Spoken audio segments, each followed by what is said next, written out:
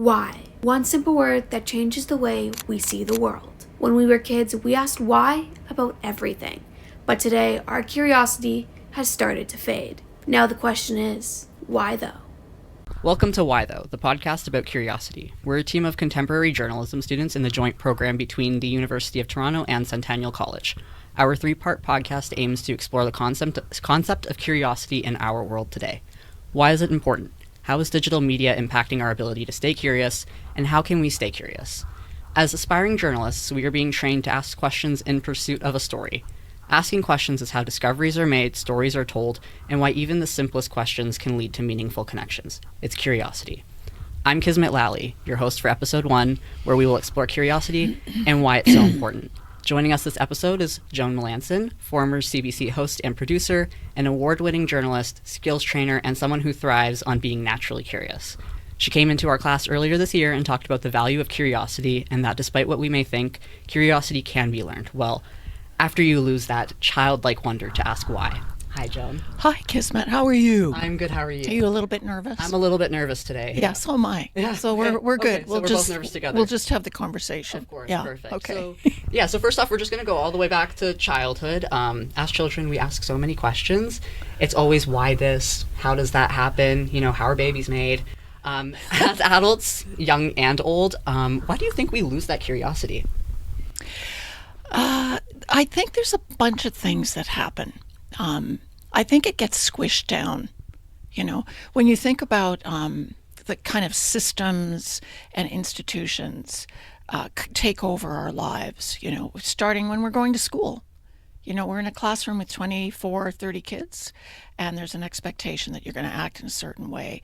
Not to say that we're not taught to be use our imagination and our creativity in school, but it's that the system kind of squishes you down. It kind of squishes down the natural curiosity. The other thing that I think certainly in these times is social media. I use social media and I'm grateful for it, but when you think about it, who are most of your social media contacts? They're people who kind of agree with you. For sure. Right? It's like an echo chamber in there. And the other thing that's going on, it's a little bit more insidious. The algorithms give you what they think you want to know about based on your activity. And so what does that do? You become a passive consumer. It's a very passive undertaking. And you're not reaching out and finding that space where you can explore and discover. I sound like I'm some kind of a sociologist here or something. No, but for sure, but it's like just, you're put in a bubble almost. You're in a bubble, exactly. You're in a bubble, and it's a reinforcing bubble that doesn't allow you so much to get outside that bubble, For sure. which is where curiosity will take you. 100%. Yeah, I think that bubble is very normalized, especially when we go into school, like you mentioned. Yeah, and so I'm not saying get off social media, except maybe once in a while, get off social media, go for a walk, take a break, but be intentional, like be mindful of what's happening and be intentional about how you deal with that. Many of us end up losing this sense of curiosity as we grow older. I feel like I have definitely. Do you believe that it's possible to actually relearn curiosity? Is that something that we can actually do? Yes. That's a big question that's going around now, right? Is curiosity dead? Well, I think that, as you talked about, Kismet, at the beginning of our conversation, we're kind of born curious, right, as children. So I do believe it's innate. It's inside of us. It's kind of squished down. I think we can rekindle it. Yes, we can. We can work on it. I used to think that if you weren't curious as a journalist, then you should be doing something else for a living, like go sell earrings at a department store, go sell shoes. There's nothing wrong with those things, but if you're not curious. But I have changed. That was an assumption that I made that was wrong. And I've just, because of a lot of my own research that I've done in this area, you are a curious person by nature. You can rekindle that sense of curiosity. Do you want to know how? I would love to. I would love to. Well, there's a bunch of different ways. We've already talked about find people who don't agree with you on everything, who have a somewhat of a different perspective. whether that's because of their politics or their gender or their culture, different perspectives. will help you stay curious. The other thing that finding out about the other, so to speak, you become more empathetic. That is true, yes. You become more empathetic. If you know a bit more about that other, you become more empathetic toward them, or at least more understanding. So the basic journalistic questions, the who, what, when, where, why, and how, those questions, if you try and instill them in your day-to-day activity, always noticing, why is that? Even if you're just walking around right outside, what's going on over there? Why is that happening? How did that happen? Just, it's like a muscle. If you just keep asking yourself those questions, and it's intentional, Yes. and it takes work, but it will help you rekindle that sense of curiosity or strengthen it. 100%. I feel like Yeah. a lot of people just walk down the street and they just have their destination in mind. They don't look around. They have their earbuds in. They're not really paying attention, Exactly. right? So pay attention. Often in journalism, there's a gap, right, between what we know or what we think we know and what we should know more or what we want to know. There's that gap in between, right? And so in that gap, that's where curiosity can thrive. If you use your imagination and wonder about, okay, I got the facts of this story, but really, what's the story behind the story? What else is going on? Who else can I talk to? What else, what's the story behind the story? Work that gap. Let your curiosity take over between what you know and what you want to know. And I think that's what we're honestly really doing in this program right now, is kind of finding that story behind the story. It's not just that face value, what you see. It's not just the who, what, where, when, why, how. It's, the people behind it, the topic behind it. You have to go in depth. And I definitely agree with that for sure. So we also just want to ask you, if you're comfortable sharing, what your last Google search was. My last Google search... What's on Google? Oh, it was probably something about Vietnam, Da Nang, where I'm going to hang out with my daughter. I was just looking to see what the weather was like. Oh, it wasn't course, all that right? interesting, but it's very nice there. So. Of course, yeah. And the next question that I have for you is that, I understand that you are getting ready to travel to Vietnam. Yeah. How do you stay curious when you travel, and how does travel feed our curiosity? Oh, it's because it's so unfamiliar, right? So you're always wondering what's going on.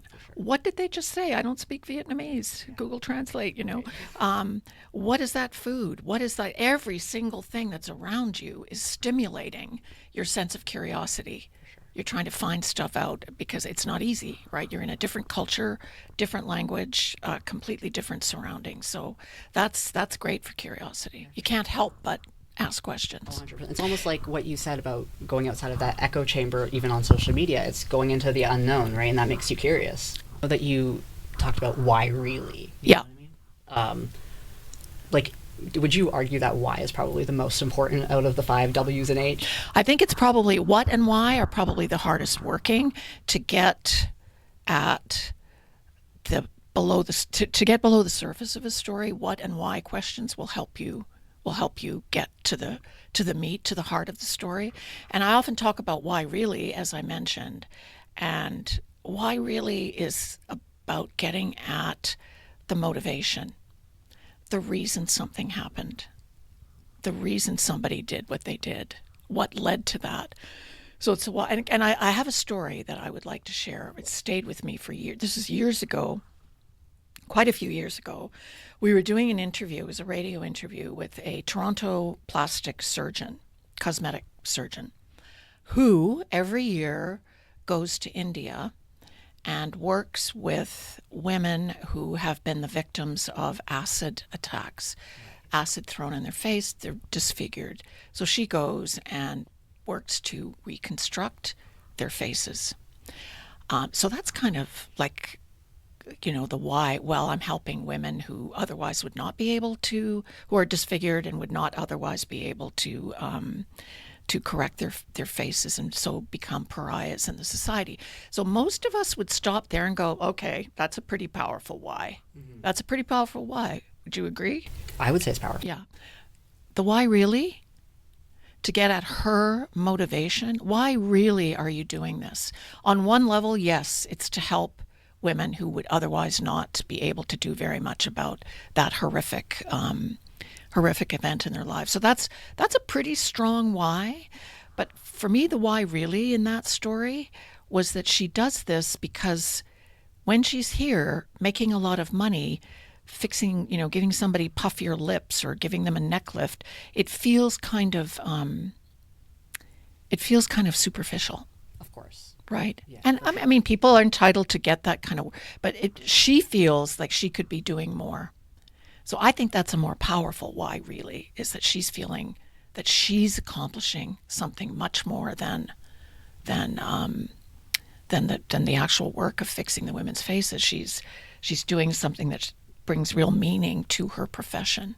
Yeah. So do you see the difference there Yeah, between of the course. why? Oh yeah, oh my God, yeah, women's faces destroyed. That's a pretty good reason to do it. But why really are you doing it? A part of our podcast is actually asking questions to the audience as well. Is there a question that you'd like to ask our audience? We'll be answering it next week in our episode. Okay, that's a good question. What would I like to ask the audience? How about and not an opinion, please, because everybody has opinions, but I'd love it if somebody could tell me a story about something that happened to them recently that surprised them and why. Perfect, of course. Yeah, and then we will read that next episode. And then our last question for you is what you do to stay curious on a daily basis. And I guess you did really touch on that, saying hi to or speaking to one stranger every day, questioning things that you see when you're just walking down the street. Would you say that's typically like what you do to practice, or is there some time that maybe you even schedule to just sit down and ask yourself questions or answer the questions that you've asked yourself during the day kind of thing? I love that idea. I should be doing more of that reflection piece. I'm kind of an extrovert, so I'm out there all the time. And I'm working on trying to find ways to do exactly what you've just suggested, is to kind of just sit in a quiet space and reflect on some of the things that I've been thinking about all day or talking about or wondering about. Sure. So I yeah. think reflection is a big part of curiosity as well, right? Yeah, it is. And that's the part that I need work to do. I've got work to do on Oh, that. we all have work that we need to do with curiosity for sure. Well, thank you so much for joining us, Joan, and for sharing why curiosity is such an important skill to have. So I would now like to ask our listeners what you all do to stay curious, if anything. Let us know in the comments, and we will discuss your answers in the next episode. So be sure to stay on the lookout for episode 2 of Why Though, the podcast about curiosity, where we will be discussing why humans are losing the ability to be curious. This is your host for episode 1, Kismet Lally, signing off, and remember to stay curious.